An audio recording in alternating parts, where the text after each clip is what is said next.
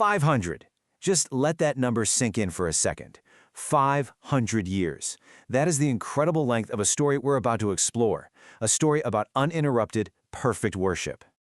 So today, we're diving deep into a really powerful and ancient parable, the man who worshiped for 500 years. It's one of those stories that kind of flips our whole understanding of things like merit, gratitude, and divine grace right on its head.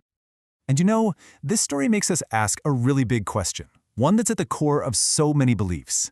Can you, through a lifetime of good deeds, no matter how perfect they seem, actually guarantee your spot in paradise? Let's unpack how this story tackles that huge idea. All right, so let's meet our main character. His life was, the absolute definition of devotion. We're talking about an existence completely 100% dedicated to worship for half a millennium. His whole situation was almost perfectly engineered for worship. He's living on this remote island, totally isolated. He has a freshwater spring, a single fruit tree. Everything he needs to survive is just there. And because of those blessings, he was free to dedicate every single day to fasting and every single night to prayer for 500 years straight. And this incredible dedication, it didn't stop, not even for a second, right up to the very end. His final wish, the last prayer he makes to God is this: "O Lord, let me die while I'm in a state of prostration." That position of complete submission in prayer. And the story goes, his prayer was answered. But as you might have guessed, his death is not where the story ends. Oh no. It's on the day of judgment where things get really interesting, where the real conflict begins. The man is brought forward to answer for his life. So God's first command to him is just pure grace. It's simple. Enter my paradise through my mercy. It's an open, unconditional invitation, no strings attached. But the man, after 5 straight centuries of what he sees as flawless worship, he's feeling pretty confident. He's got a different idea.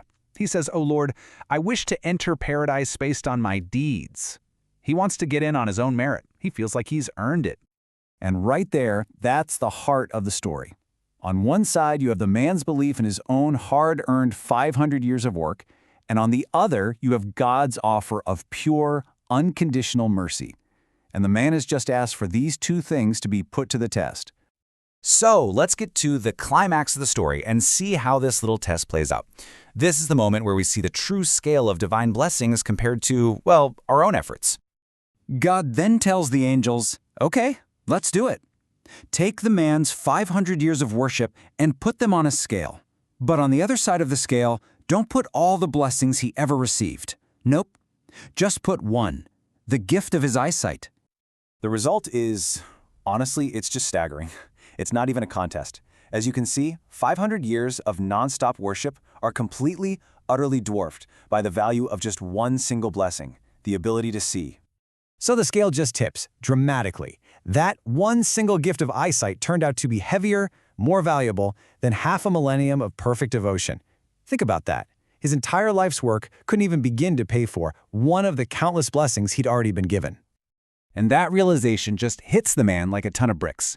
He's humbled, he finally understands his true place in the grand scheme of things, and he completely changes his tune.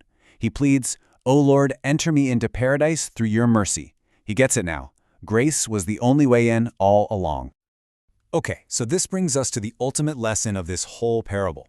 It's not really about this one guy. It's a universal truth about the real relationship between what we do and what we're given.